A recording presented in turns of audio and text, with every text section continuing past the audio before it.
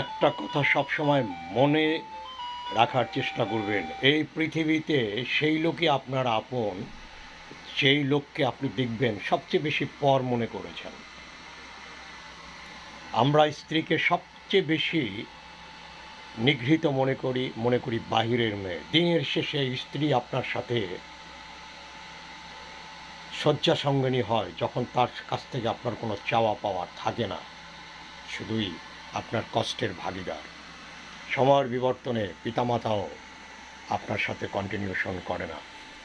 So স্ত্রী রিলেশনটাকে এত negatively ছোট ভাবার কিছু নেই। ভ্রাতৃত্বের বন্ধন তখনই সুদৃঢ় থাকে যখন অন্য কেউ আপনার সংসারে আগমন ঘটিয়ে সেই ভাইয়ের মাঝে আপনার বিভাজন তৈরি না করে। ব্যবসায়ী ক্ষেত্রে তখনই আপনি লাভবান হবেন যখন আপনার ব্যবসায় অংশীদারিত্বের সম্ভাবনা ক্ষীণ হবে। মনে রাখবেন, এই জীবনে হারাবার কিছু নাই, কারণ আপনি কিছুই নিয়ে আসেননি। পাওয়ারও কিছু নাই, কারণ আপনি কিছু এমন কোনো কিছুর মালিক না যেটা আপনার মৃত্যুর পরে আপনার সাথে যাবে, শুধু আপনার আমলনামা ছাড়া।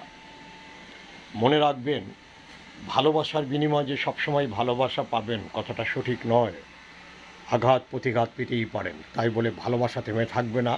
যদি আপনি সত্যিকারে তাকে ভালোবেসে থাকেন, তার কাছে কিছু প্রত্যাশা করার চেয়ে তাকে কিছু দেয়াটাই উত্তম, কারণ তাকে সমৃদ্ধশালী করলে দিনের শেষে আপনি খুশি থাকবেন। ভালোবাসার কোনো বিকল্প নেই। সৈয়দ সুফি সাহিব।